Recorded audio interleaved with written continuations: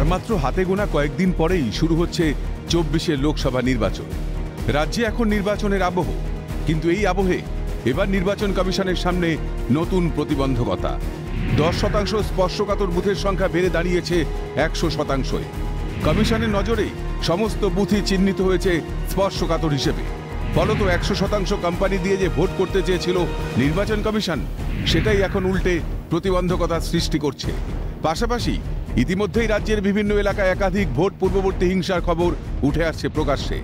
এই অবস্থায় প্রশ্ন উঠছে, নির্বাচন কমিশন সমস্ত ভোট কেন্দ্রে প্রতি বুথে কেন্দ্রীয় বাহিনী মোতায়েন করলেও সাধারণ মানুষের মন থেকে ভীতি ও আতঙ্ক দূর করতে কি সক্ষম হবে?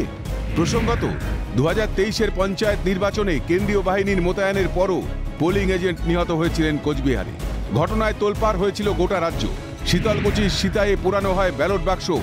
এমনকি ২০২১ সালের ১০ই এপ্রিল বিধানসভা ভোটের চতুর্থ দফার দিন কোচবিহারের শীতলকুচি বিধানসভা কেন্দ্রের জোরপাটকির ১২৬ নম্বর বুথেও ঘটেছিল অপ্রত্যাশিত ঘটনা।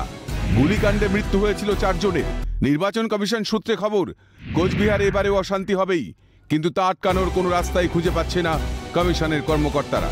আর এখানেই প্রশ্ন উঠছে, তাহলে কি ২৪-এর নির্বাচনে ইতিহাসের পুনরাবৃত্তিকে আটকাতে ব্যর্থ হবে কমিশন? অবাধ ও শান্তিপূর্ণ নির্বাচন কি দেখতে পাবে রাজ্যবাসী, নাকি অতীতের রক্তক্ষয়ী ইতিহাসের বদলে নতুন ইতিহাস সৃষ্টি করতে সক্ষম হবে জাতীয় নির্বাচন কমিশন? আপাতত এ প্রশ্নের উত্তর জানতেই অপেক্ষায় রাজ্যবাসী। খালিদ জামালের রিপোর্ট, ক্যালকাটা নিউজ।